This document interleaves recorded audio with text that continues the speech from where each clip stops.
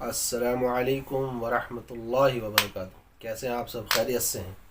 उम्मीद है सब खैरियत से होंगे और अल्लाह पाक हम सब को अपने हिफ्ज़ व अमान में रखे और अल्लाह पाक तमाम उम्मत मुस्लिमा की जान की, माल की, ईमान की, आमाल की इज़्ज़त व आबरू की हिफाजत फरमाए। आमीन या रब्बल आलमीन। मैं मोहम्मद शादाब और आपका हमारे यूट्यूब चैनल गुलज़ार ज़िंदगी में स्वागत है, खैर मकदम है। आज फिर हम एक नई वीडियो के साथ में हाज़िर हुए हैं। तो ये वीडियो भी इंशाअल्लाह आपके लिए बहुत ज़्यादा फ़ायदेमंद होगी। तो आज की हमारी वीडियो का जो टॉपिक है वो भी नमाज का है।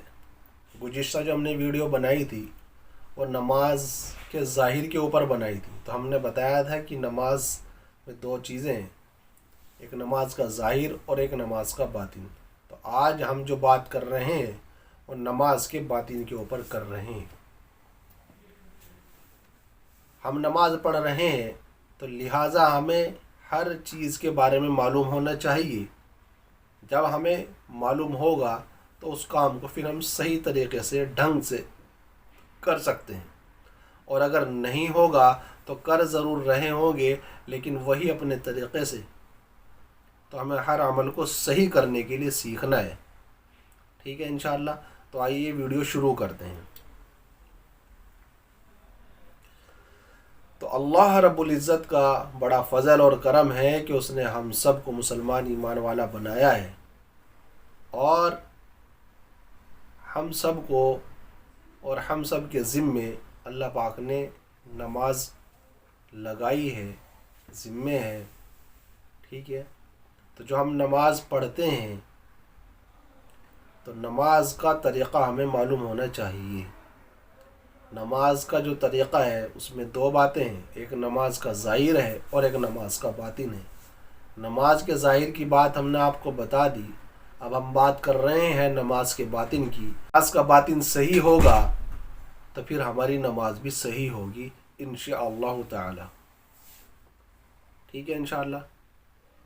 क्योंकि नमाज अल्लाह पाक ने हमें एक ऐसा तोहफ़ा दिया है कि अगर बंदा नमाज को नमाज के तरीक़े से अदा कर दे, मतलब ये है कि नमाज का हक़ अदा हो जाए, तो फिर नमाज पढ़ने के जो इनामात हैं, नमाज पढ़ने के जो फ़वाइद हैं, वो सब हमें मिल जाते हैं। तो नमाज को सही करने के लिए नमाज का ज़ाहिर का ठीक होना भी ज़रूरी है और बातिन का भी। तो नमाज का बातिन क्या है, आइए बात करते हैं। तो नमाज का बातिन ये है कि आप नमाज पढ़ रहे हैं, नमाज पढ़ते हुए नमाज की किसी भी रुकन के अंदर आप हैं। मिसाल के तौर पे आपने नियत बांधी हुई है, या आप रुकू में हैं, या आप सजदे में हैं, या आप तहियात में हैं, कहीं पर भी हैं, तो आप नमाज की हालत में हैं। तो आप कुछ पढ़ रहे हैं, लेकिन जो आप पढ़ रहे हैं वो किसी को नज़र नहीं आ रहा है। जो आप पढ़ रहे हैं, जो उनसे आप तस्बीह पढ़ रहे हो या जो भी आपने सूरत तिलावत की हो, वो नज़र नहीं आ रही है। जो चीज़ें नज़र नहीं आ रही हैं, यही नमाज का बातिन है और इसका भी सही होना ज़रूरी है। ठीक है इंशाअल्लाह। तब बातिन के अंदर क्या आया, आपने अल्लाह अकबर कह के नियत बांध ली। नियत बांधने के बाद आप क्या पढ़ेंगे? सना पढ़ेंगे। तो सना हम सबको याद होनी चाहिए, सना। ठीक है। नमाज की शुरुआत हम इससे ही तो करते हैं ना।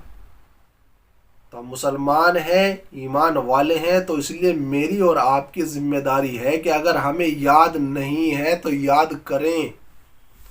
यूं कह करके जान नहीं छूटेगी कि हमें तो याद ही नहीं है, हम क्या करें। ठीक है। याद नहीं है या हमने याद नहीं की, चलिए, लेकिन अब बात पता चल रही है, तब हमारी ज़िम्मेदारी बनती है कि हम उसको याद कर लें। तो बहुत ज़रूरी है, दुनिया के अंदर भी और आखिरत के अंदर भी। ठीक है इंशाअल्लाह। अब मैं इसके ऊपर बात करूँगा तो फिर बात बहुत लंबी हो जाएगी, मैं भी हो सकता है कि मौजू कहीं और चला जाए। ठीक है। तो मैं कोशिश कर रहा हूँ इसी मौजू पर रहने के लिए। बस तवज्जो दिलाने की बात यह है कि नमाज के अंदर जो कुछ पढ़ा जाएगा, जो दुआएं पढ़ी जाएंगी, जो कुरान पढ़ा जाएगा, جو تسبیح ہم پڑھ رہے ہیں وہ سب کی سب ہمیں یاد کرنی پڑیں گی. یاد ہیں شکر الحمدللہ، تو ان کو اور مزید بہتر کرنے کی کوشش کرنی ہے. یاد نہیں ہے تو سیکھنے کی کوشش کرنی ہے.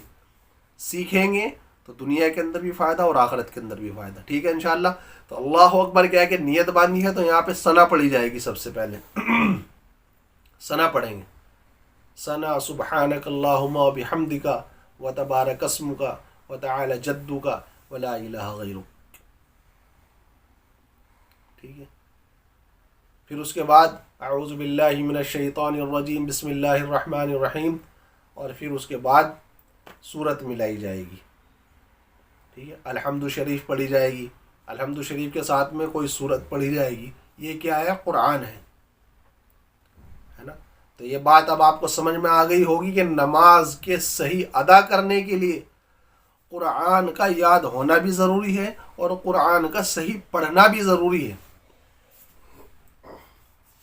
ایسے نہیں ہے کہ جیسے ہم نے رٹا لگایا ہوا ہے یا جیسے ہم نے پڑھا ہوا ہے بس اپنا ایسے ہی چل رہا ہے. نہیں، جس طریقے سے ہم دنیا کے اندر جب کسی کام کو شروع کرتے ہیں تو یہ نہیں ہوتا کہ جیسا ہے اسی پہ گزارا کرتے ہیں، بلکہ یہ ہے کہ اس کو مزید بہتر کرنے کی کوشش کرتے ہیں. تو ہمیں بھی اپنے قرآن کو صحیح کرنا ہے، صحیح پڑھنا ہے تلفظ کے ساتھ میں.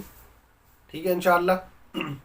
تو جب ہم نیت باندھیں گے تو نیت باندھنے کے بعد ہم یہاں پہ الحمد شریف پڑھیں گے اور کوئی صورت ملائیں گے. اب میں آپ کو یہاں پہ پڑھ کے دکھاؤں گا تو پھر ویڈیو لمبا ہو جائے گا، تو اس لیے میں اسی پہ اکتفا کرتا ہوں کہ صرف بتا دے رہا ہوں. تو الحمد شریف پڑھی جائے گی اور کوئی بھی صورت ملے گی. ٹھیک ہے. اس کے بعد پھر رکوع میں جائیں گے اللہ اکبر کہا کر کے. تو رکوع کے اندر 3 مرتبہ سبحان ربی العظیم، سبحان ربی العظیم 3 مرتبہ بھی تسبیح پڑھیں گے.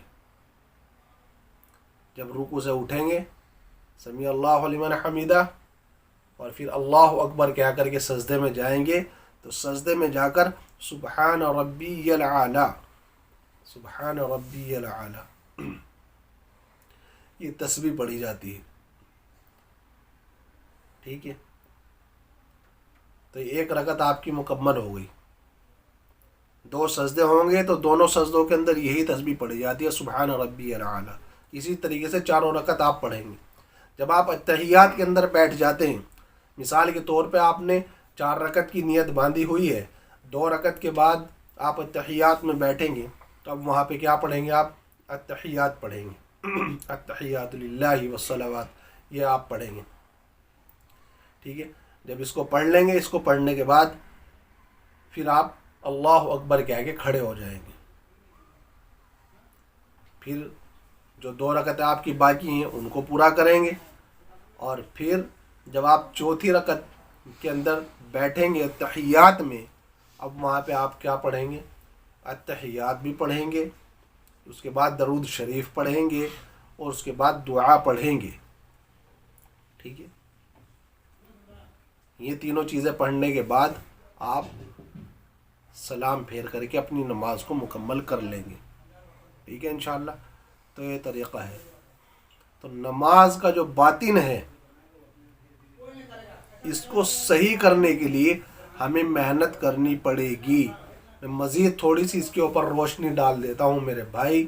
آج ہم نے جو ہے دنیا اور دنیا کی چیزوں کو تو سیکھ لیا، حاصل کر لیا، لیکن ہمارے کتنے سارے بھائی ہیں، ہے نا، ہمارے دوست ہیں، نوجوان ہیں، ہے نا، تو وہ اب تک بھی کتنے سارے ایسے ہیں کہ ان کو قرآن بھی پڑھنا نہیں آتا، حتیٰ کہ کلمہ بھی صحیح سے ادا نہیں کر پاتے ہیں. تو میرے بھائی بہت ضروری ہے، بہت ضروری ہے کہ ہم ان چیزوں کو صحیح کر لیں. ٹھیک ہے انشاءاللہ. تو ساری کی ساری جو نماز کا جو باطن ہے وہ سب کہاں میں آتا ہے؟ قرآن کے اندر آتا ہے. آپ نے قرآن پڑھ لیا، اس کو سیکھ لیا، یاد کر لیا، تو پھر باقی دوسری چیزیں بھی صحیح کرنا اور یاد کرنا آسان ہو جائے گا. اگر یاد نہ کی تو ہم جو گھاس کاٹ رہے ہیں وہی کاٹتے رہیں گے.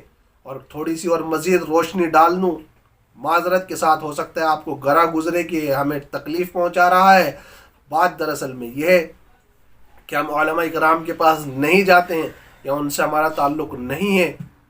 میں یہ بات بتاتا ہوں کہ آپ جو قرآن پڑھ رہے ہیں یا آپ نے نہیں پڑھا ہے تو علماء کرام کے پاس جائیے اور ان سے پوچھیے کہ ہم اس انداز میں قرآن پڑھتے ہیں، کیا یہ قرآن پڑھنا ہمارا صحیح ہے، یا ہم آپ کو پڑھ کے سنا رہے ہیں تو جیسے ہم پڑھ رہے ہیں آپ اس کا ترجمہ بتا دیجئے. تو گویا کہ شاید آپ کو پتہ چلے کہ ہم جو نماز کے اندر پڑھ رہے ہیں تو ہم کیا کہتے ہیں یا اس کا ترجمہ کیا بنتا ہے.